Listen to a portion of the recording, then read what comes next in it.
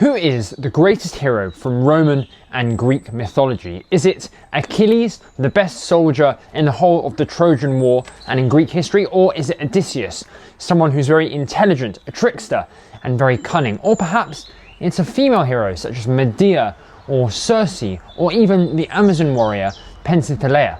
In my opinion, the greatest hero from the ancient world is Orpheus, and this is because Orpheus embodies both the triumph of art as well as the victory of love. So Orpheus, of course, he's the most famous musician and singer from ancient mythology. He's the son of Calliope, the chief of the Muses, and famously he is in love. He has a wife called Eurydice, and she one day steps back and is bitten by a snake, and then Orpheus goes down into the underworld to rescue her, and he manages to charm all the monsters and the gods of the underworld and bring Eurydice back. What I like about Orpheus and what separates him from so many other heroes like Hercules or Theseus is that Orpheus doesn't need to use violence. He's not someone who needs to oppress people with weapons. Instead, he's so good at creating, he's so good at art, that this is his superpower. But everything that Orpheus does is either out of a love for art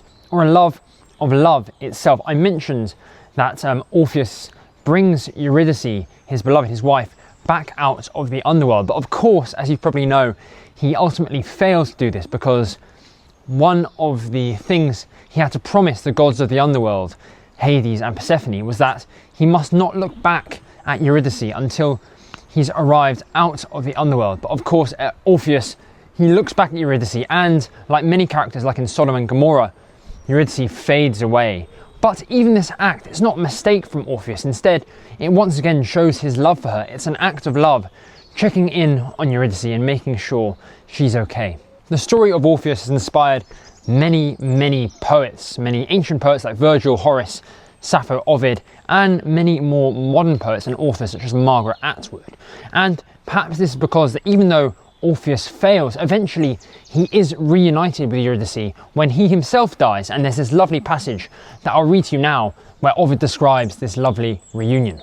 Orpheus's shade passed under the earth. He recognised all the places he'd seen before. As he searched the Elysian fields, he found the wife he had lost and held her close in his arms.